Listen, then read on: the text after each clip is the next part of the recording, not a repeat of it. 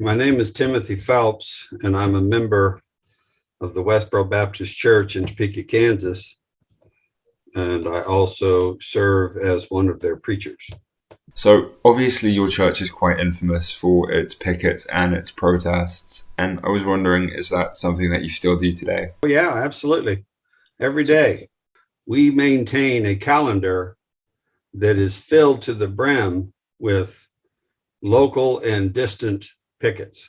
So is that something that every member of your church has to do as part of the church, or is it something that they do if they can find the time to fit it in, around work and school? Because if you want to do it, you're going to find a time to do it. To an obsessive degree, we pick it because that's what we love to do. We pick it and we preach and we talk and we help each other. So obviously I've done some background research and I read that you had 10 kids, right? I have 10 children, yes. So hypothetically, out of those 10, and I think 3 have left, but if one of your remaining children were to come up to you and say that they want to leave the church, is that something you'd be okay with? Would you be happy for them to do that? Obviously it'll be hard as they are leaving the church, but ultimately, would you be happy for them to do that? No?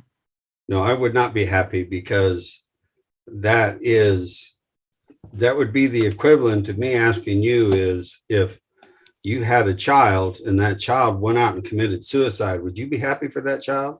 But don't you think that's quite a harsh contrast considering losing someone to suicide and someone getting up and leaving an organization are two completely different things? Losing someone to suicide is a harrowing loss of life and loss of a loved one. And that's what I feel right there, what you just described. But don't you think that's almost really insensitive considering that your kids are all alive and healthy and successful, and all it would take for you to be able to get in contact with them is to reach out to them, whereas there are parents and family members who can no longer talk to their loved ones because of suicide? No, what do we have in common? But Jesus Christ specifically, when they said, yo, Jesus, your mother and your brethren are outside. They want to talk to you. He said, no, my mother and my brethren are right here in this room. These are my mother and my brethren. If you're going to be kicking me to the curb because of your relatives, your wife or your husband or your children or your parents, you're not worthy of me. So now, if Jesus Christ says that, am I supposed to say, well, screw you, buddy? I like my kids. They are your living family that you're equating to being dead because they don't somehow fit into your ideology. I don't understand how someone can be so detached from love and empathy. You and 99.9999% of humanity do that. So it's not like I'm calling you out. You put God over here and you put someone who you really live with every day and you love them and they make you happy and all of that. You are going to go over to those people. But God Almighty said about those people, cease from man whose breath is in his nostrils. For what is going to become of them in the latter day?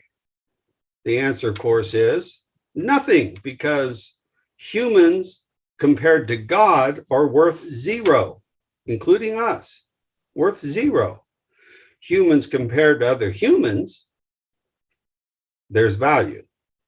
But compared to God, you don't put those up next to each other like that's a fair fight. Is those kids want me to accept what they want to do, to hell with God. That's what they want. And that's not going to happen. But can you explain to me why you feel as though you're unable to, or that it is impossible for you to just let people live their lives? What the fags want. See how it's affecting they want to prosecute people who say that what they do is a sin, just like they did Lot in Sodom. Well, that just feels slightly aggressive and unnecessary, really. Read the Bible, Aaron. Your name's Aaron. Do you read the freaking Bible? You will see a perfect description of the world today. And I'm not talking about hyperbole.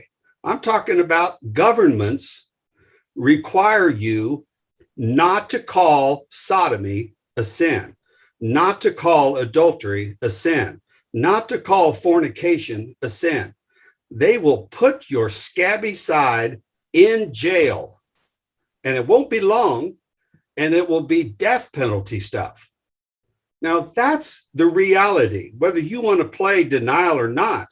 25, 30 years ago, you wouldn't even have heard of somebody being so bold as to say it's okay to be gay. But what audacity to tell us that we have to ignore the Bible because you want to. What audacity. I would just like to point out I never actually brought up the matter of sexuality. And while we're on it, I would like to point out that I do find your usage of that slur incredibly inappropriate and just unnecessary. Fag is not a slur.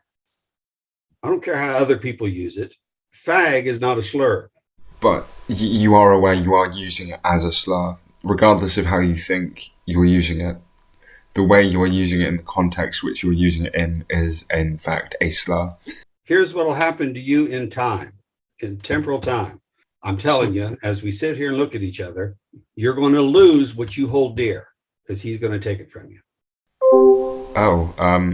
It appears that Mr. Phelps has just left the call, so I guess that's where we call that interview. I was hoping to leave on a lighter note, but I guess not.